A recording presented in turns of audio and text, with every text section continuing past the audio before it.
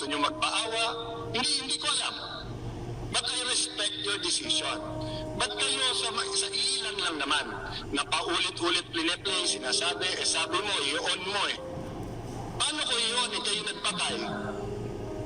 Pero ngayon, sa araw na to, para wala na tayong pagtalunan, para matapos na yung usapan, we will begin the process of turning on your transmitter by giving you a franchise until October 31, 2020. Yeah! Yes, Mr. Speaker. So, dito po sa particular na bill natin, 6732. Ito po ba'y pumayag ang ABS CBN o gusto po nila pumapayag sila?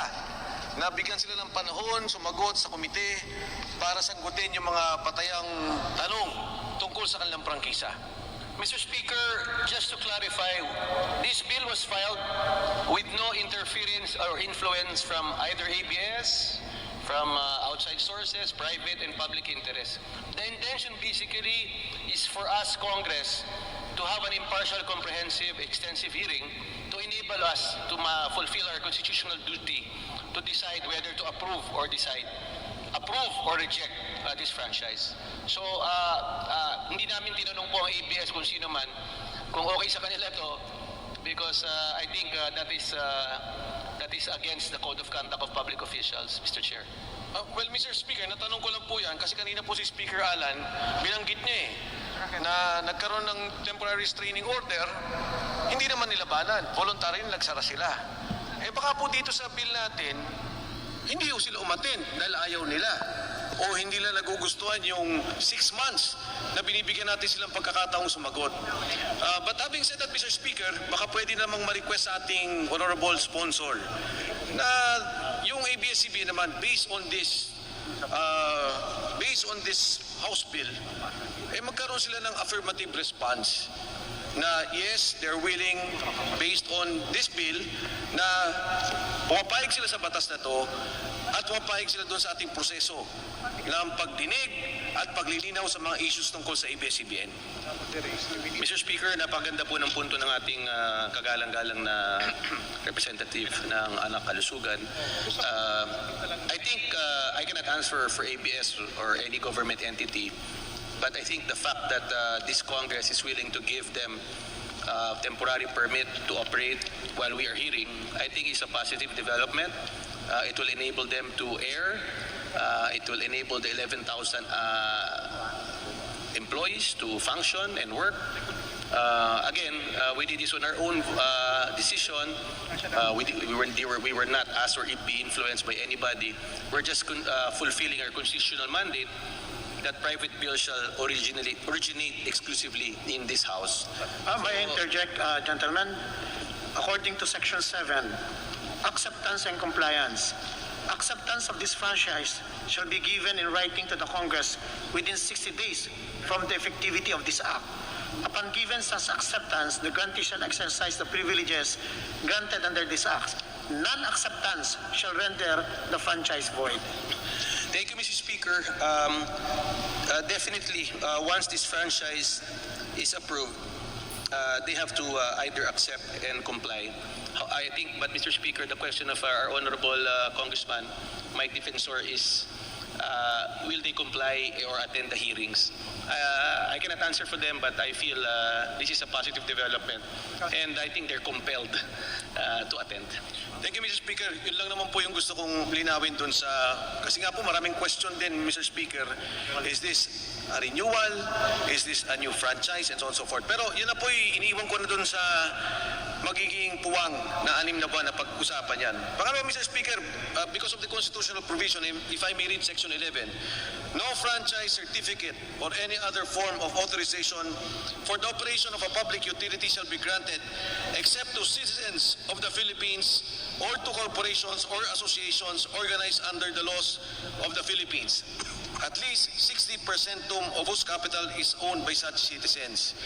Ang pangalawa kong tanong, Mr. Speaker, marami pong lumalabas na sinasabi ang pagmamay-ari ng ABS-CBN ay pag-aari ng isang US citizen. Nagre-renew po tayo ngayon ng isang prangkisa, magiging batas po to. nakita na po na natin ang ownership structure ng ABS CBN sa ngayon na tayo po ay hindi nagpa-violate ng isang constitutional provision on ownership.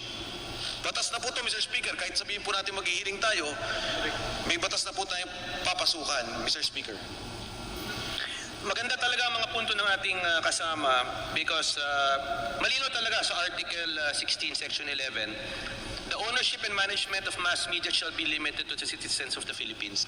Napakaraming allegation po na one of the owners is not a Filipino citizen or a dual citizen. So these are the things that we have to address in the hearing. Did ABS CBN violate the Constitution, particularly on foreign ownership? Did ABS CBN violate election laws by being biased or favoring another or a few candidates? Did ABS CBN violate labor laws?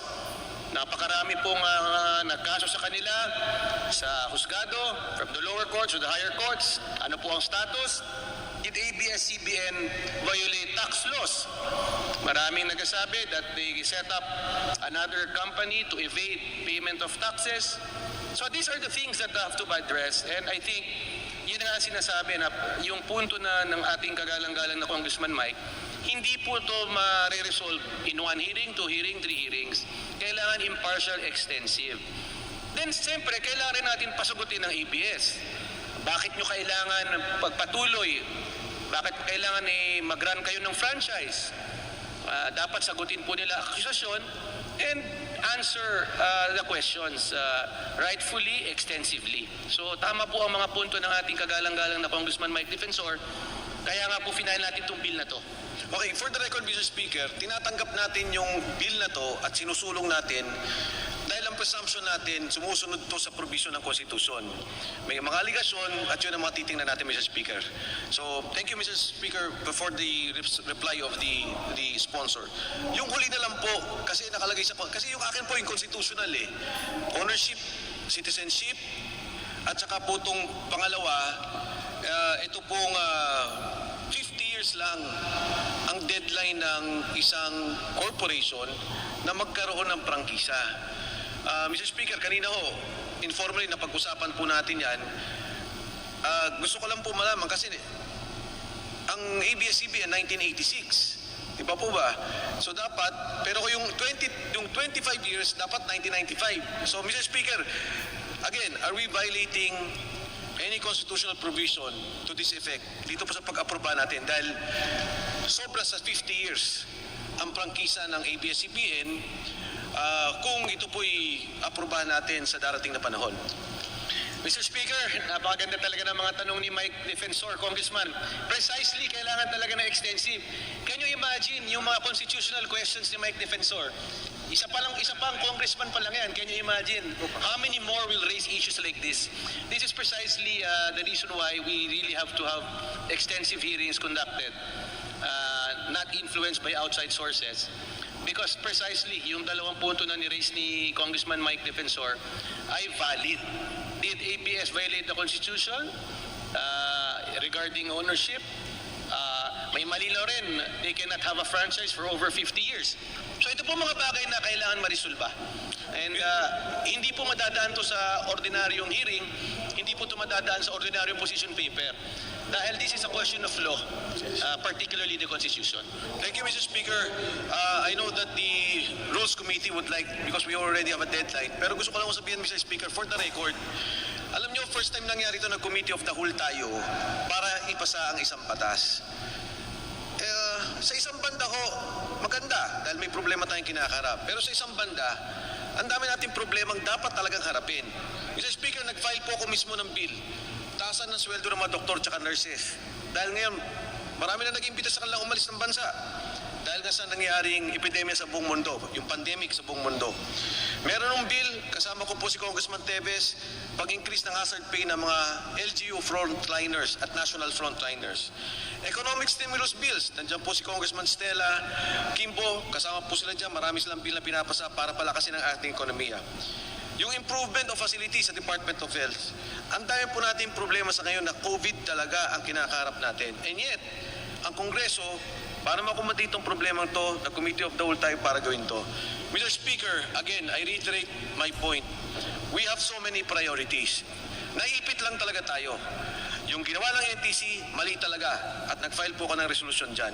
Hindi dapat nagsinungaling para nagkaroon tayo ng maayos na hearing at hindi tayo natataranta ng ganito.